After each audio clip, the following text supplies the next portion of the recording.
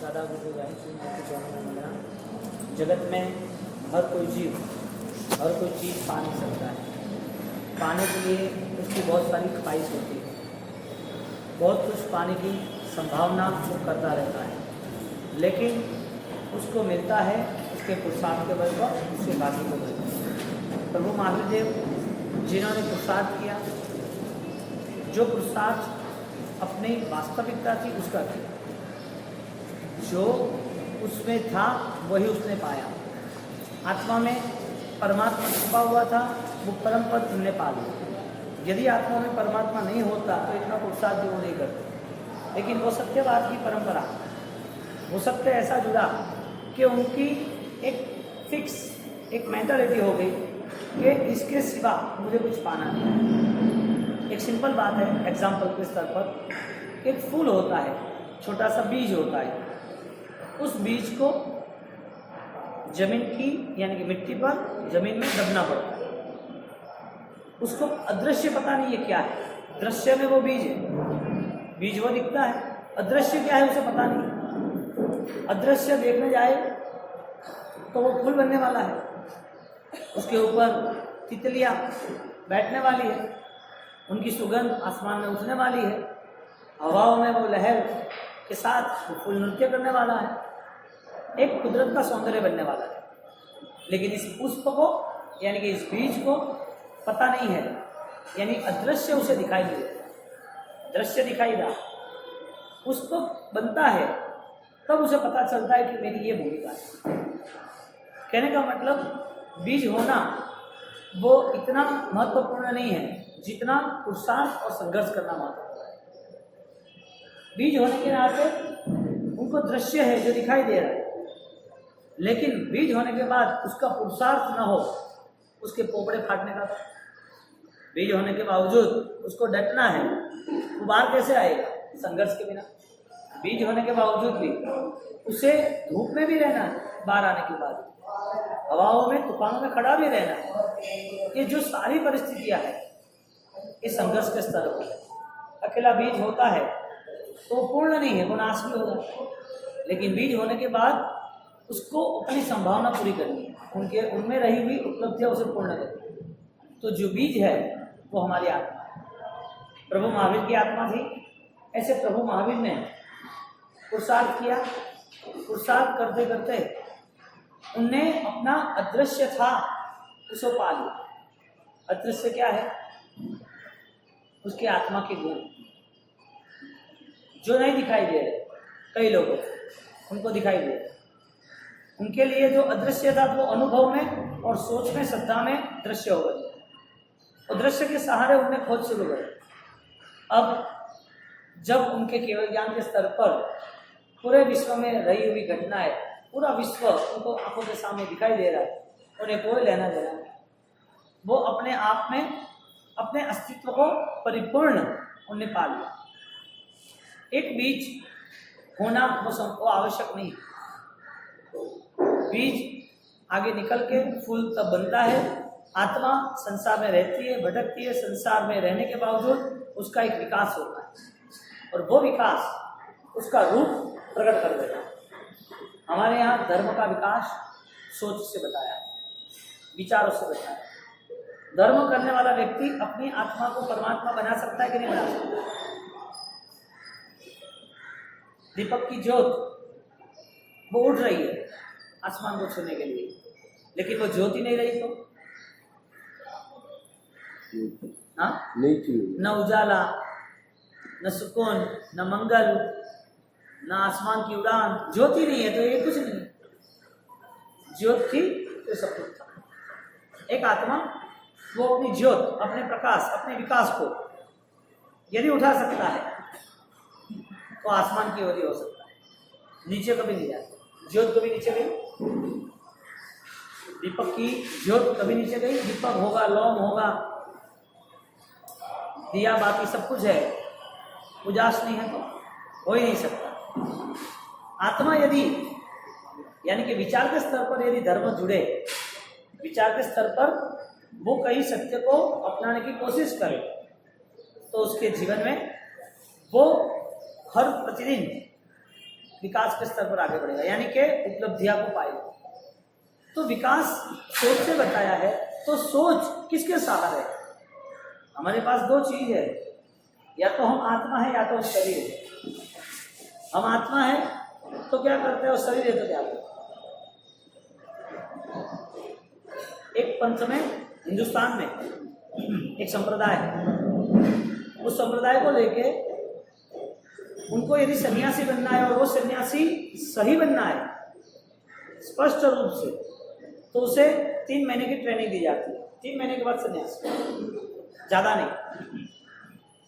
सोच पे कैसा गहरा प्रभाव होता है वो ट्रेनिंग, साधना, उसे अपने पास नहीं रखते, न पढ़ाते न लिखाते, न कोई क्रिया कराते। एक ही काम है उसका, एक ही काम।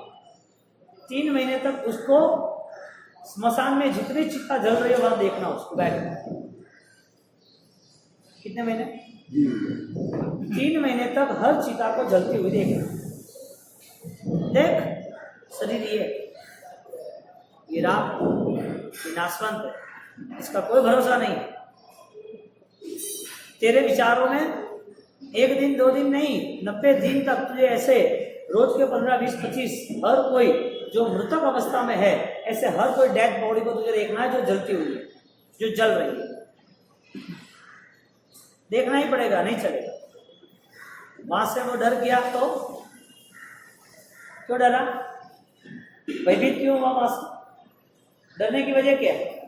हम मंदिर जितनी बार जाते हैं, भगवान को जितना याद करते, इतना ही मरण का स्मरण चाहिए।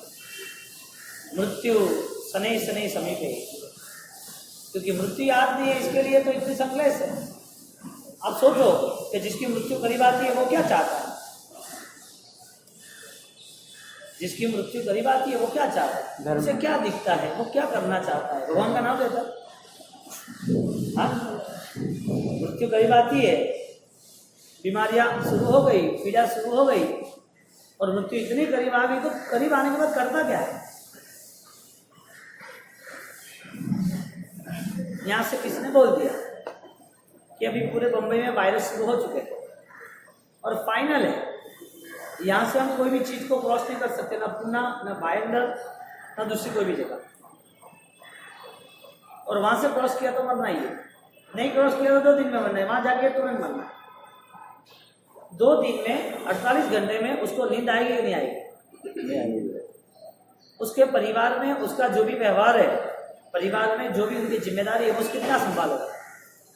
कुछ भी नहीं। मृत्यु भी एक उत्सव है, खड़ा है, जो जिंदगी भर शांत रहा है, गंभीर रहा है, अपनी आराधना मौन की शक्ति के साथ जुड़ गई है। इन लोगों की पूरी जीवन यात्रा मृत्यु से जुड़ी है, तो भी उसे कोई फर्क नहीं पड़ता। कभी भी कहीं पर भी जुड़ी है तो भी फर्क नहीं पड़ता। परिस्थिति क्या रही कि मृत्यु नाम की घटना हम परमात्मा के नाम की तरह याद करें तो। दूसरी बात, मौत से किसको डर लग रहा है? जो आत्मा नहीं मान रहा है उससे। प्रभु महावीर को मौत से डर लगा होता तो, जो साधु बने श्रमण परंपरा में जुड़े उससे मौत का डर लगा होता तो, जो तपस्या कर रहे उसको ऐसा लगा कि मैं पिघल जाऊंगा, मैं परेशान हो जाऊंगा, बीमार हो जाऊंगा, अच्छा नहीं है, नहीं करनी है। ये सब शरीर के प्रति का जो आकर्षण है, जो अनुकूलता और सुख को हम लेके चले हैं, वो कभी भी उसे जीवन में धर्म, आस्था, साधना उससे जुड़ नहीं सकता। संताप और बंधनों का ही पूरा जाल है उसके पास, हर प्रतिदिन परेशानी नहीं करता। क्योंकि मेंटालिटी सर्च करो, यदि विचारों से हम सोचे तो एक ही जवाब है, मन का बीमार है। मृत्यु किसकी हो रही है? देह की। देह और आत्मा कौन है? भिन्न है। देह और आत्मा भिन्न है, तो यहाँ हर जगह पर देह जाती है, हर जगह पर आत्मा जाती है। वो दोनों का कॉम्बिनेशन करने वाला कौन है? तुम्हारा मन, तुम्हारा विचार। तो मृत्यु नाम की घटना 48 मिनट में या 48 घंटे में आपके पूरे विचारों को कहाँ ले जा रही है? कहाँ ले जा? इस जीवन के बाद एक ऐसा जीवन है जो तुम खुद तैयार करते हो। प्रभु महावीर को जब 27वें भाव में यानी कि 25वें भाव से शुरुआत की, 25वें भाव के बाद 27 के भाव तक उनकी मेंटालिटी वही रही, ये देह मेरा नहीं। इस देह के अंदर छिपी हुई जो आत्मा है, परमात्मा तुल्य है, वो मेरा भगवान, वो मुझे खोजना है, वो मेरी परमात्मा की यात्रा मुझे शुरू करनी है। मैं जिन भगवान को खोज रहा हूं उसमें मुझे भगवान नहीं मिलते, चाहे क्रिया के नाम के हो, चाहे तपस्या के नाम के, चाहे पूजा के नाम के, चाहे दान के नाम। मुझे जो भगवान खोजने हैं वो मुझे नहीं मिल रहा, और जो मेरे भगवान है, मेरे भगवान ने जो बताया है परमात्मा ने, उसकी तरफ मुझे ध्यान है। तो जो अंदर छिपी हुई संभावना है, उपलब्धियां है हजारों फूलों की, फूलों के ऊपर उत्सवों की, फूलों में घूम रहे तितलियों की, उसके सिवा सुवास और सौरभ को उठने की, आकाश को छूने की, ऐसी अवस्था परमात्मा पाने वालों को मिल सकती है। यानी कि परमात्मा के मार्ग पर उसका एक अध्यात्म का विकास और विचारों का विकास होता है, श्रद्धा का विकास होता है। योग सक्रियता आ गई, योगांश शुरू हुआ, और वो योग जो मिला है उसे देह का, मन का, वचन का, इसमें वो अपने योग, अपनी जीवन शैली वो दूसरे से श्रेष्ठ बनाने की पूरी कोशिश करता है। आपके पास जो कुछ है वो दूसरे के पास भी बहुत कुछ है। आप जैसे जी रहे हो ऐसे भी दूसरे लोग जी रहे हो। आपको जो पसंद है दूसरे को भी ऐसा पसंद है। आपको जो मंजूर नहीं है ऐसा कई लोगों को मंजूर नहीं है।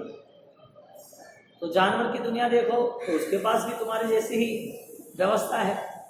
वो उसके घर में उसके हिसाब से जी रहा है, उसका भोजन उसके हिसाब से मिल रहा है, उसका परिवार उसको संभालना, उसके प्रति संवेदना उस तेज गति के हिसाब से है। देवलोक का जीव हो, सब कुछ मिला हो, वो भी छोड़ गया, वो भी वहां रहता है तो उसको भी रोना आता है कि मुझे छोड़ के जाना है। वो वहां रहता है तो उसको भी गुलामी करनी पड़ती है। देव हो, नारक हो, जानवर हो, कोई भी हो, इंसान की यदि हम तुलनात्मक करें, हम मानव जीवन की यदि हम कुछ संभावना देखें, तो इन सब में सर्वश्रेष्ठ हो तो परम पद, हमारा परमात्मा पद प्रकट करने की ताकत, वो हम नहीं कर पाए। इन लोगों को जो योग मिला, इन लोगों को जो अनुकूलताएं मिली, दूसरे भवों में, दूसरे जीवों को दूसरी गति में जो कुछ भी उसे सिचुएशन मिली है, उस सिचुएशन भी हमें मिली। उनकी जो कंडीशन है वही कंडीशन हमारी है, उनके जो बिलीव है वही बिलीव हमारे है। उनके पास जो भी जरूरियात है, आवश्यकता है, जो भी उनकी जीवन शैली है वो भी हमारे पास है। डिफरेंस है कि हम जीव है, हम थोड़े समझदार है, हम थोड़ी फैसिलिटी के साथ जीना चाहते हैं, वो समझदार नहीं है, उनको जो मिला है वही जीना चाहते हैं। लेकिन वो भी एक जीव अपने परिवार के साथ, संवेदनाओं के साथ जी लेता है। वो मिला हुआ योग, वो मिला हुआ कनेक्शन, जीव और देह, जीव और परिवार, जीव और सुख, जीव और दुख, जीव और कर्म, उनको भी मिला है, हमें भी जीव और सुख, जीव और दुख, जीव और परिवार हमें भी मिला है। दोनों को मिला हुआ जो कनेक्शन है जिसे योग कहते हैं, क्या कहते हैं? योग। जिसे मिला है योग, कनेक्शन जो मिला है वो कनेक्शन, उसको वो योग, उसको अपनी मेंटालिटी को, अपनी क्लियरिटी को, अपनी रियलाइज को वो क्लियर नहीं करता। उसके पास ऐसी फॉर्मूला नहीं है, उसके पास ऐसी कंडीशन नहीं है, ऐसी कोई भी एबिलिटी नहीं है कि वो अपनी संभावनाओं को खड़ी कर सकता है। इंसान एक ऐसा बेस्ट इंस्ट्रूमेंटल है, एक बेस्ट मीडिया है जो परमात्मा तक पहुंच सकता है। अब तय हमें करना है कि हमारी जो भी सामर्थ्यता है, हमारी जो भी सकारात्मकता है, हमारे पास जो भी पॉजिटिव एनर्जी है, उसके लिए हम क्या यूटिलाइज कर सकेंगे। यानी कि उनको जो कनेक्शन मिला है उस कनेक्शन में हमें विशिष्ट क्या मिला है, क्रिया मिली, विशिष्ट क्या मिला है, सोच मिली। उनसे भी एक्स्ट्रा ऑर्डिनरी हमारे पास क्या है, सहयोग के साथ उपयोग। उनको भी सहयोग मिला, हमें भी सहयोग मिला। कनेक्शन, योग, सहयोग सब एक ही लैंग्वेज है। ये जब इनको मिल रहा है और हमें जो मिल रहा है उसमें डिफरेंस एक ही है, इंसान वो परमात्मा तक पहुंच सका, इंसान वो अपने फूलों को खिला सका, इंसान अपने गुणों को प्राप्त कर सका, इंसान पूर्व के भवों के संस्कार को बदल सका, परिवर्तन ला सका, इंसान अपनी धारणा, अपनी मान्यता उनको बदल के हर कोई इंसान से वो आगे बढ़ सका। ये सब परमात्मा बनने वाले की गुंजाइश है।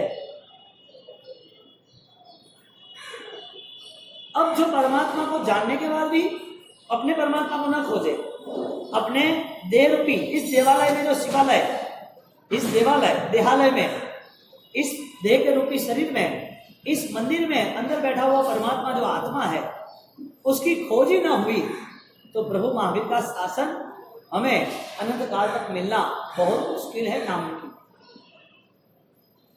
क्योंकि आत्मा की खोज ही नहीं, आत्मा मानते ही नहीं।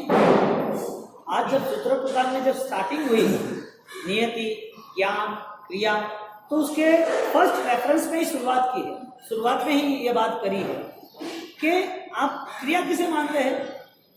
क्रिया, उसमें लिखा है ज्ञान अभिव्यक्ति ही क्रिया। ज्ञान से जो जुड़ी हुई आपकी अभिव्यक्ति है, वो जो हो रहा है, वो जो बिहेवियर है, वो क्रिया है।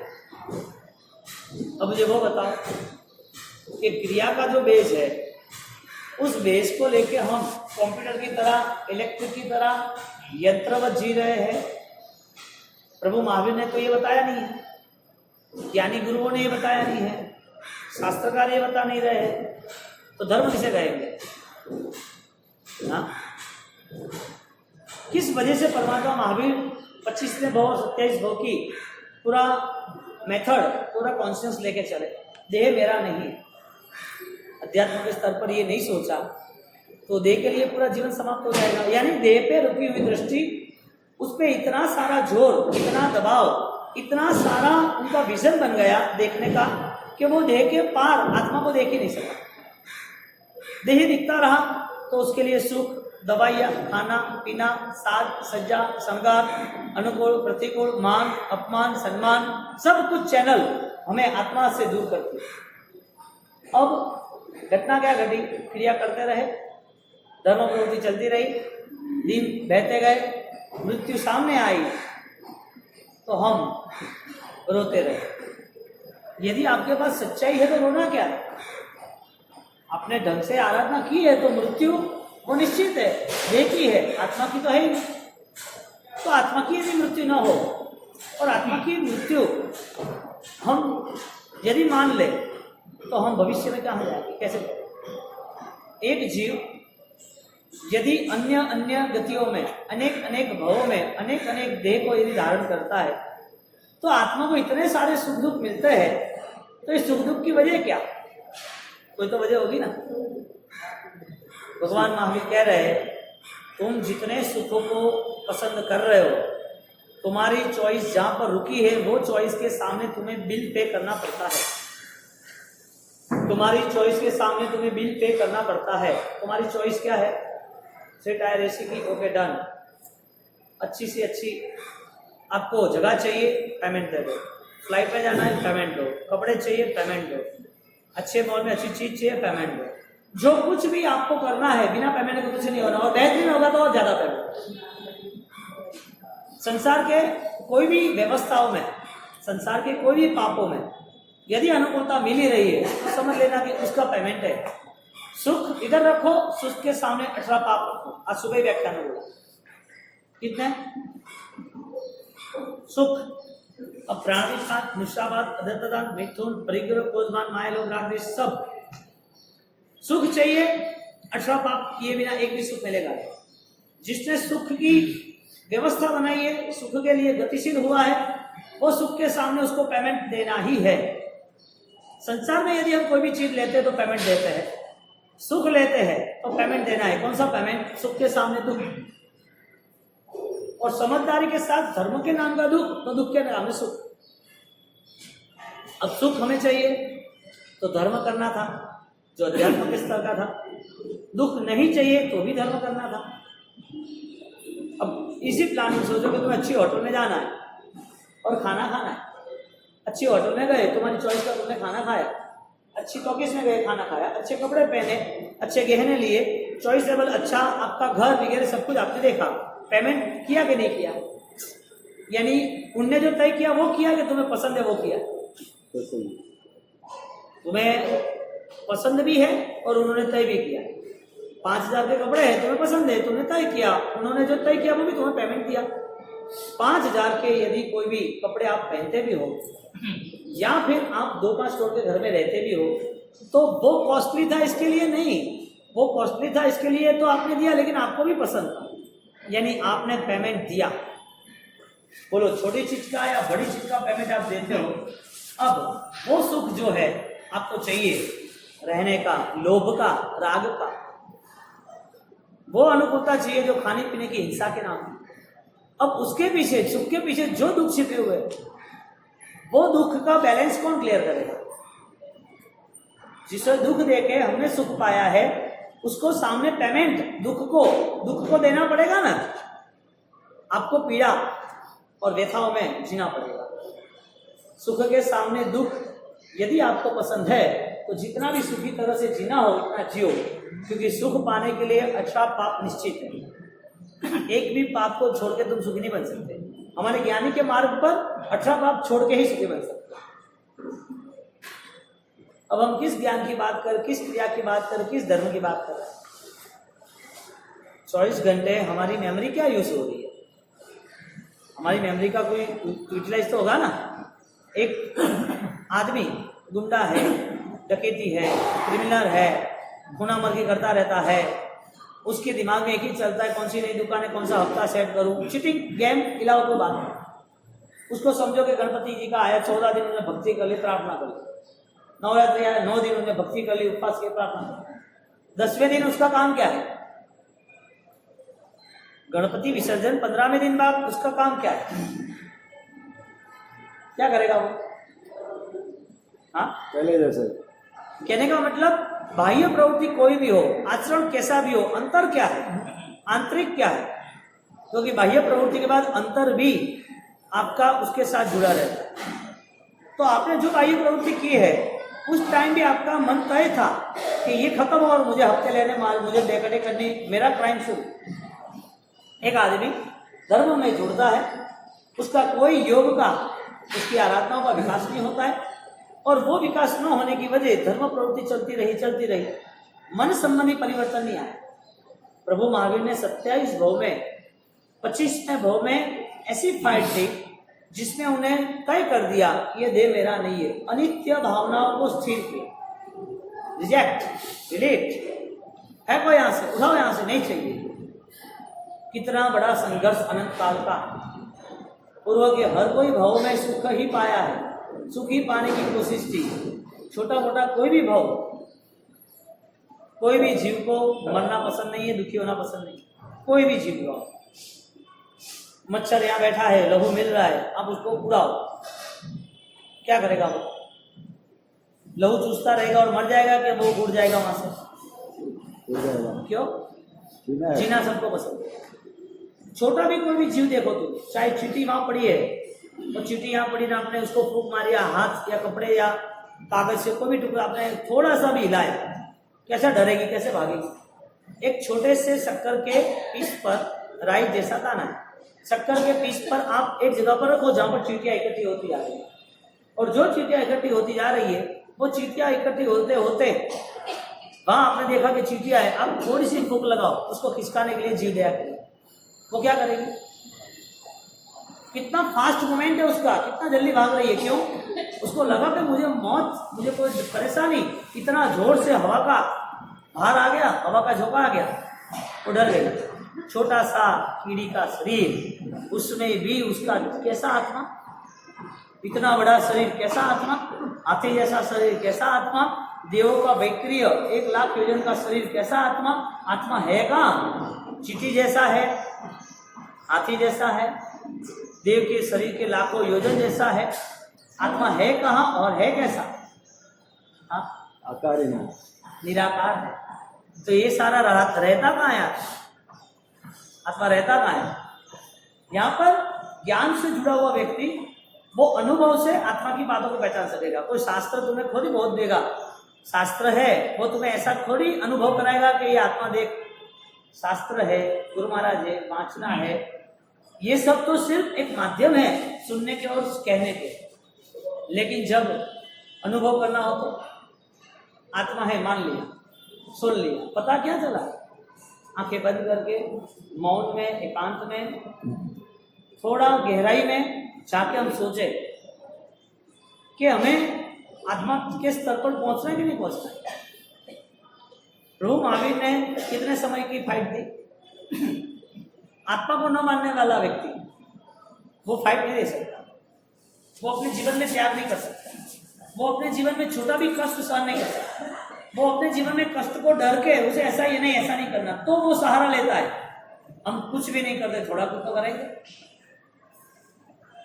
उसके पास ऐसा ज्ञान है जो ज्ञान उसकी आत्मा को दुर्गति में लेता है, ले जाता है, उसके आत्मा को बचाव पक्ष में ले जाता है। जिसको धर्म आराधना सही ढंग से नहीं करनी होगी, आचरण के आधार पर, अनुभव के आधार पर, गुण प्राप्ति के आधार पर, जीवन को सुखपूर्ण और शांति और मंगलमय बनाने के आधार पर, उसके जीवन में धर्म क्रिया होने के बावजूद भी उसे यदि धर्म की बात कही जाए तो धर्म की बात आड़ी टेढ़ी करके वो धर्म से दूर हो जाएगा, क्रियाओं अनुष्ठानों से, प्रीति से, अनुभव से दूर हो जाएगा। पाना है या नहीं पाना, मूल बात ये हमें पाना है कि लोगों की दृष्टि बाह्य भाव देखना है। धर्म की सबसे बड़ी, धर्म न करने की सबसे बड़ी प्रॉब्लम, हमें बाहर की दौड़ी पसंद है।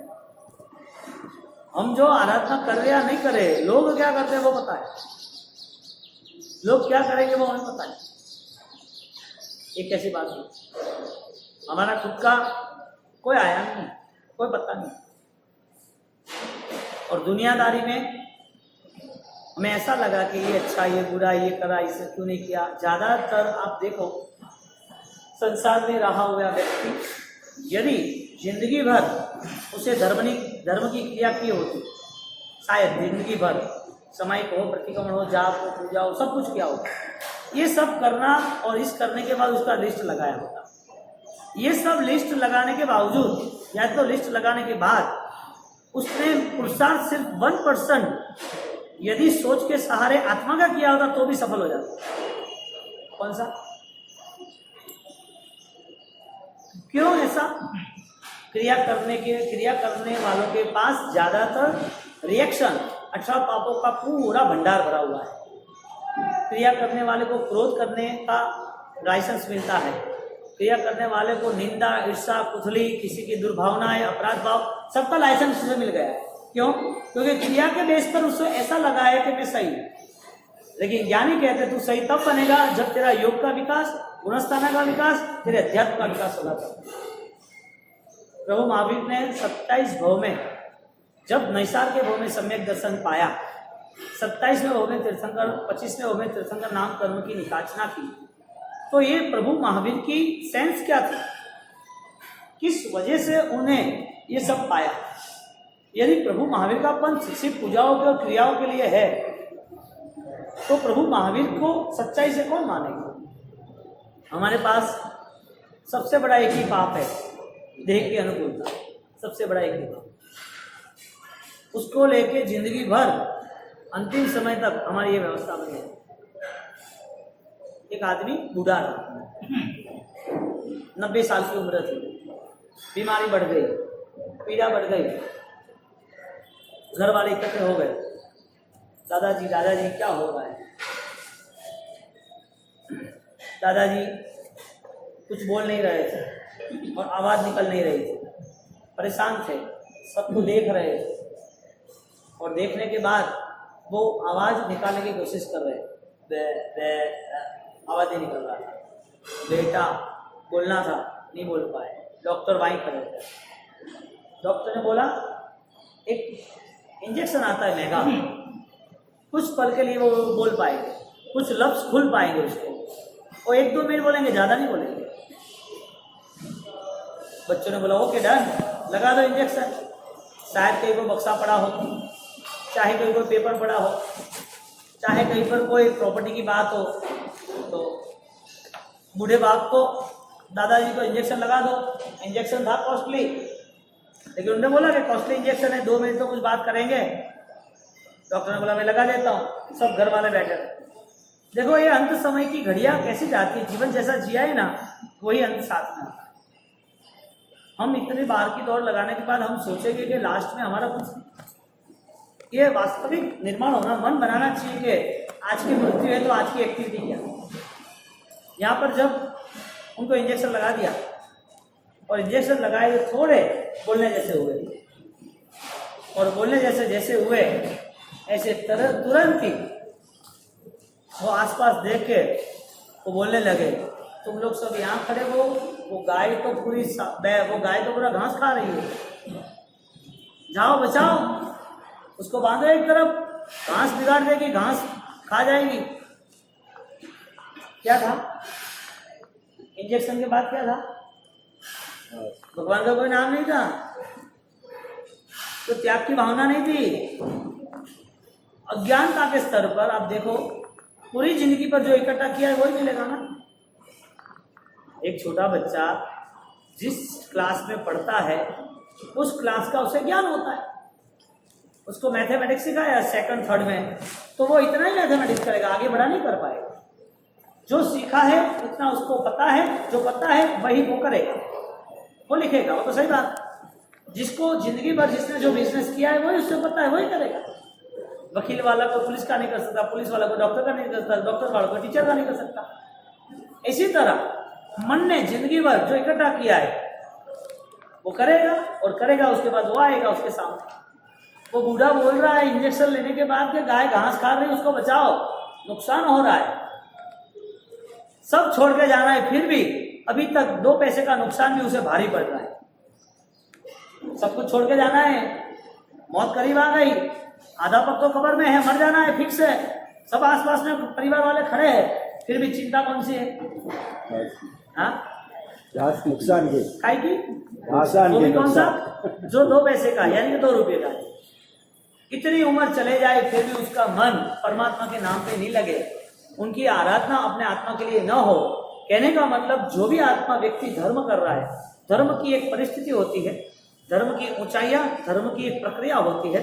धर्म करने वाला व्यक्ति, उसकी मेंटालिटी में, उसके विचारों में कुछ न कुछ ऐसी कोई ताकत आ जाती है, जान आ जाती है कि वो इस दुनिया के सब व्यवहारों से मुक्त होने की पूरी तैयारी करता है मन से। हाँ, तुम बैठ गए सामयिक में और मन तुम्हारा दौड़ रहा है कि चेक पे साइन करना है, तुम बैठ गए मंदिर में और लगा है कि वहां जाना पूजा है, वहां शादी ब्याह है, तो तुम हाजिर ही कहाँ रहे?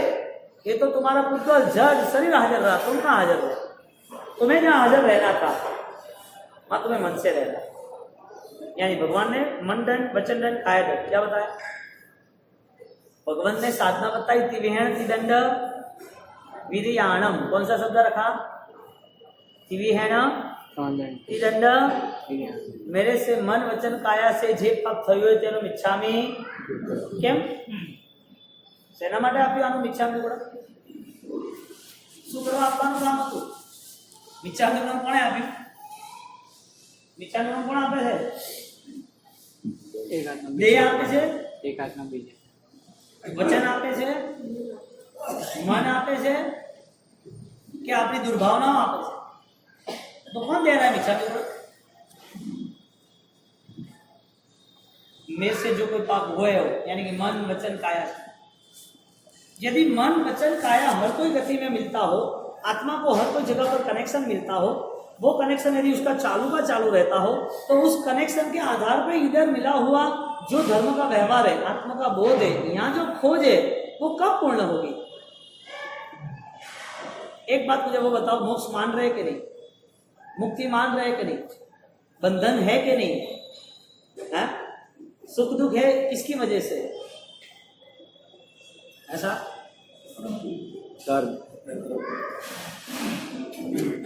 सुख चाहिए या दुख चाहिए? सबको सुख चाहिए। मजे की बात है, मैं जो क्वेश्चन पूछूं इसमें आपको आपका जो जीवन बने, आपको जो जीवन बनाना उसका जवाब देना। बुद्धि के स्तर पर तो आप जवाब दे दोगे, दुनिया में क्या कैसा है वो सब बता दो। आपकी फीलिंग्स, आपके अंदर आंतरिक मन के मनोभाव क्या है? सुख चाहिए, सुख।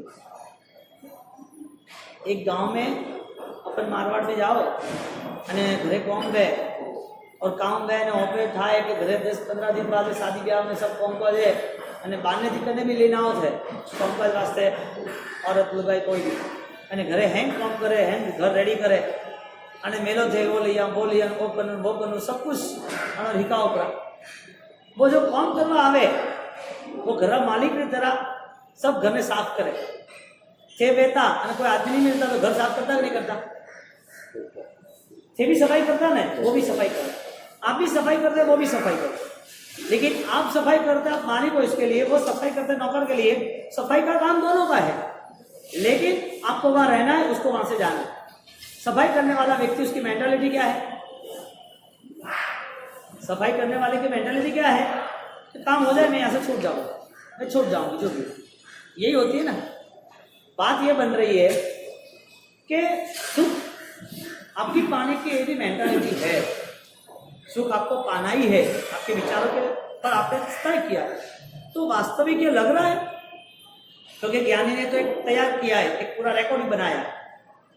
बच्चे के लिए एक अल्फाबेटिक होता है ना, पीयूष वगैरह, मैथे में गणित में दाखले वगैरह होते हैं, तो बता दिया है। जैसे एक और एक कितना होता है? 11 के 2 दोनों होता है। चलो ठीक है, 2 और 2। दुनिया में ऐसा कभी हुआ है कि 1, 2 और 4 आए, 1, 2 और 3 ना आए, ऐसा बना है?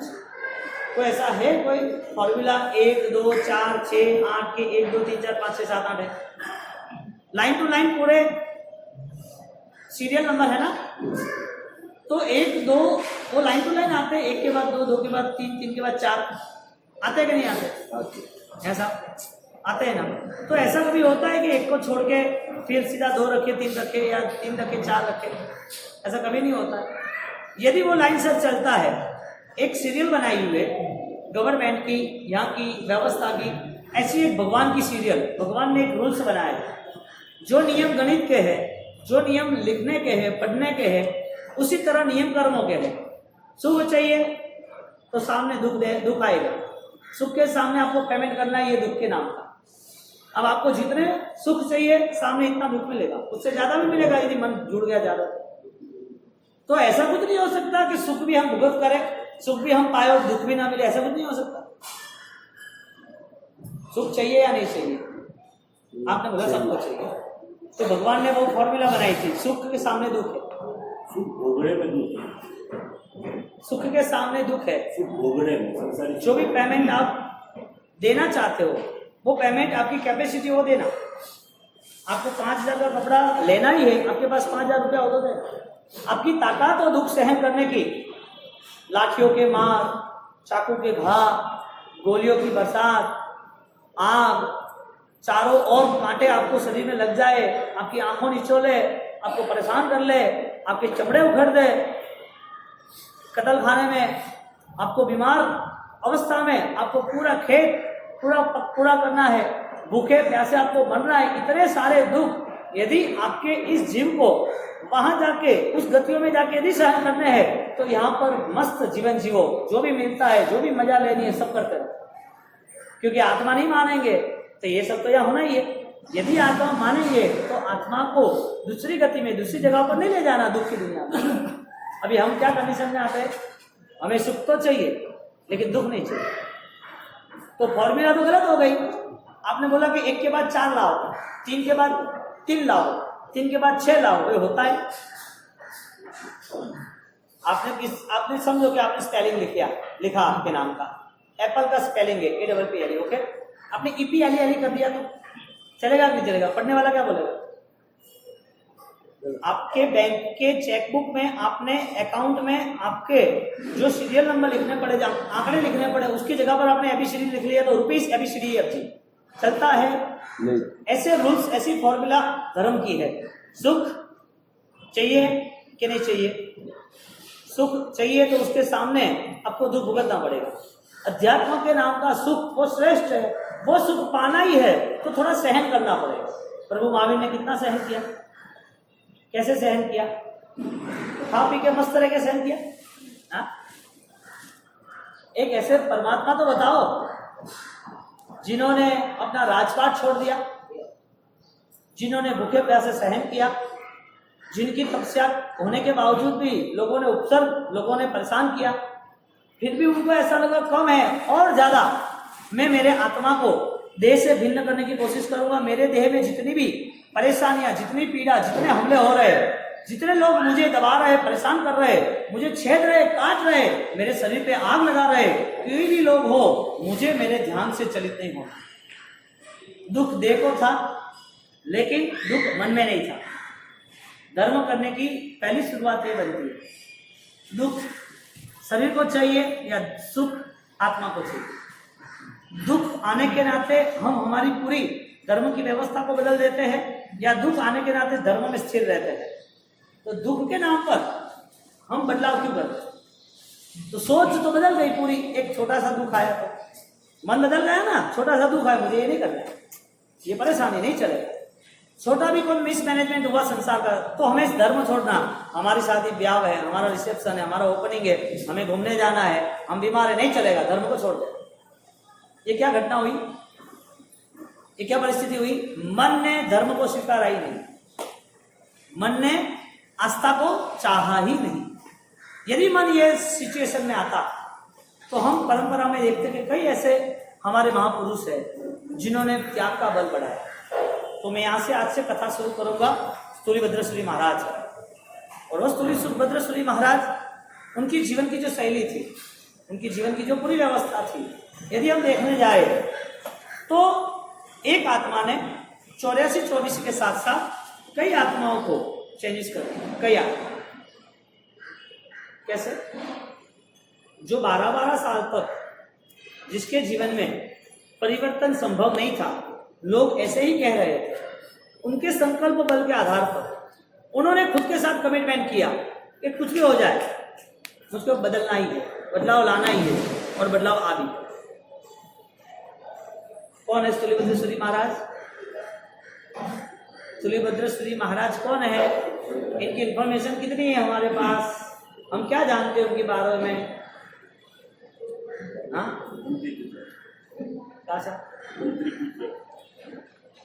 बरे कौन तो स्थूलिभद्रसूरी महाराज? मजिया कौन तो था? कल होजी नाम तो थे, होजी नाम के शुरुआत होती है वैराग्य के रंग से। एक वैराग्य का प्रकाश ऐसा बढ़ता गया और वो प्रकाश में बहुत सारे ने अपना अंधकार समाप्त कर दिया, बहुत सारे लोग। और ये जो महाराज, उनकी बातें जहां भी चलती है, आत्मा को ऐसा लग रहा है कि मेरी बुराइयों का मैं नाश कर दूं, मेरे अंदर छिपी हुई जो आसुरी शक्ति है, जो राक्षसी शक्ति है, उसको समाप्त करना ही है। तो वो स्थूलिभद्र जी महाराज वो सिर्फ कोसा को वो कन्विंस करना चाहते हैं। पहले कोसा एक नर्तकी, एक नगर वधु, राजकन्या, जो राजकन्या यानी नगर के लिए, वो नगर वधु को तय किया। उसके बाद 12 साल तक जो बैठने वाला था, उनने मन में संकल्प किया कि कोई भी हिसाब से अब इस आत्मा का उद्धार होना ही चाहिए। तब उन्हें बताते हैं धर्म की व्यवस्था। 10 दृष्टान्ते दो ही लोरी, दुर्लो मानव भव पायो मोरा राज, संध्या रंग समानो राज, मने संयम मार्ग सुधो लागो राज, मने सद्गुरु रो योग मळ्यो राजो राज। 10 दृष्टांत दो ही का है? दुर्लभ मानव हो, दुर्लभ मानव हो, कन्ने कह रहा है, कन्ने कह रहे हैं क्वेश्चन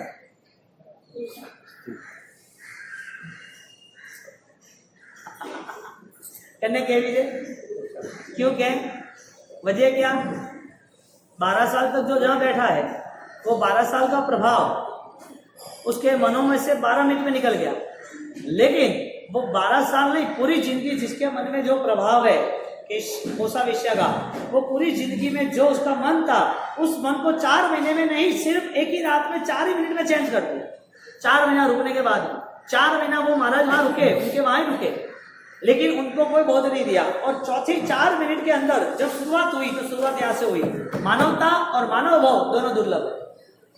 हम इस बात को लेकर इतना सोचेंगे कि हमारे जीवन की यात्रा में हमें क्या पसंद है, हम क्या करना चाहते हैं। यदि हमारे विचारों से हम जुड़ते हैं तो बहुत बढ़िया है। 10 दृष्टांत उत्तराधीन सूत्र के हैं और कथानक के सहारे हम इसकी वैल्यू करेंगे कि हमारी आत्मा यदि यहाँ पर है, इधर बैठी हुई है, तो हमारी आत्मा को वास्तविक इस आत्मा का नया भविष्य क्या हो सकता है, फ्यूचर प्लान क्या हो सकता है।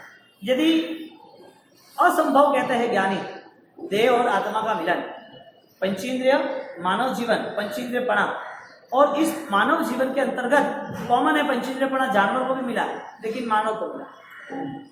लेकिन उसमें भी इस मानव के जीवन में उनके पास यदि भेद ज्ञान है, यदि वो कुछ जो सोच सकता है, यदि उसकी सोच और गहरी ज्ञाता दृष्टा के नाम पर बन सकती है, वो पर्यायों से भिन्न होने की क्षमता, वो ताकत, वो जांबाज, वो बेजान आदमी, वो यदि जांबाज बन सकता है तो उसकी पूरी जीवन व्यवस्था धर्म के सामने 100% प्लस। धर्म यहाँ पर है, उसको पाना है, वो सक्सेस। क्यों? क्योंकि उसका बोध अब स्पष्ट हो गया। ये घटना को लेकर हम आगे बढ़ेंगे तो 10 दृष्टांत 2 ही लोग कितने हैं? कोई भी संभावना है ही नहीं, कुछ भी, कोई भी चांस नहीं है कि मानव जीवन मिल सके। मिलने की वजह क्या? आप बोलोगे पुण्य, आप बोलोगे कर्म। मानव जीवन मिलने की वजह क्या? शास्त्रकार मानव जीवन को और मानव जीवन की सफलता को किस आधार से हमारे यहाँ पर प्रस्तुत करते हैं? किस आधार? मानव जीवन मूल्यवान है या नहीं है? हाँ या ना? है। किस वजह से? आप देखो, आपके पास सिर्फ 2-4 जवाब है, वो भी आपके कॉमन है, जो भी सुने हुए हैं। आपकी फीलिंग्स में आपको खुद को ऐसा नहीं लग रहा है कि अभी ये जीवन, अभी जितना भी है उसमें अमृत की खोज कर लो। अभी इस जीवन को लेके अभी जितना भी पॉजिटिव हो रहा है इतना में तैयार हो, जी रहे, चल रहा है। बीच में से फूल आए या ना आए कोई लेना देना नहीं है। बीच समाप्त हो जाए तो चलेगा। इस मानव जीवन में हम परमात्मा न खोजे तो भी चलेगा, जी रहे, चल रहा है। पुराना जो भेड़ की चाल है वो चल रही है। सुबह का घर, सुबह की दुकान, परिवार, सुबह की पूजा पाठ होता है, चलता है, चलने कोई लेना देना नहीं। हमें ज्ञान से, न कोई भक्ति से, न आस्थाओं से। यानी करने वाला गलत। हाँ, दादा गुरुदेव राय श्री महाराजा, उनको ये गहराई से बोध हो चुका था देह की भिन्नता से। देह अलग है, देह मेरा आत्मा से बहुत दूरी पर है, लेकिन इस आत्मा को देह मिलते ही रहे, मिलते ही रहे। अब ऐसा कुछ प्रोग्राम बनाना है जिसमें मेरा कोई रंग धर्म का बेस्ट श्रेष्ठ चढ़ जाए, मेरा धर्म का रंग और पावरफुल बन जाए। उन्होंने मन बनाया 1, 2, 5, 10, 15 साल पूरा जीवन, और वो मन बनाते बनाते तय किया कि अब ये देह की कोई कंडीशन नहीं, अभी देह खत्म होने वाला है। अब साधना हो गई, देह को अनित्य मानते हुए अब इस देह को अभी छोड़ जाए, क्या करना? मुझे वो तो बताओ कि दुख आने पर कोई राजी हो? धर्मी का लक्षण है, धर्मी आत्मा का लक्षण है ये कि दुख आने पर वो समाधि में रह सकता है, शांत रह सकता है, कॉम्प्रोमाइज कर सकता है। दुख आने पर उसके जीवन में वो कहीं पर भी हिचकिचाहट, संक्लिष्ट, संताप, दुविधा में नहीं आता। हमारा मन हम तरास है दुख के नाम पर। हमें ये सब चीजें लेनी है, यानी हम शुरुआत करते हैं। आत्मा और देह, उसका टाइम पीरियड कितना है? अभी पूर्व छोड़ दो, भूतकाल छोड़। आत्मा और देह का टाइम पीरियड जितना है उसमें हम क्या कर सकते हैं? हमें परमात्मा के कोई भी तत्व से लेना देना नहीं है। बात सुननी है, अच्छी लगती है, किसी को 2 बात करते हैं, हम उस विलेव में, अनुभव में नहीं आते। दीपक का ज्ञान, इसे दीपक कहते हैं, इसे अंधेरे को छीनने का साधन कहते हैं, दीपक ही है। वो है कैसा? छुओ तो जलाता है, कैसे पता चला? ज्ञान चीज अलग है, अनुभव चीज अलग है। हम विचार से धर्म कर रहे हैं वो अलग है, और हमें धर्म पाने के बाद हर कोई परिस्थिति में हमारे मन को हम कितना क्लियर कर सकते हैं, कॉम्प्रोमाइज कर सकते हैं जीवन में, वो अलग है। क्योंकि मन हर वक्त नेगेटिव सोच में, हर वक्त कहीं ना कहीं किसी के ऊपर हमला करने के लिए तैयार हो जाता है। ये गलत है, इसने ये किया, इसने वो किया। मन हर वक्त दुविधा से भरा हुआ। भगवान कहते हैं तुम्हारे विचारों को संक्लेश से मुक्त करो, कर्म बंद करो। ऐसे कर्म बंद करने के लिए हमें मन से अरिहंतों का स्मरण, अरिहंतों के आदर्श और अरिहंतों की निश्रा में और अच्छा जीवन जीना है। तो वो जीवन के लिए मंगल कामना करें। तेरा नमस्कार।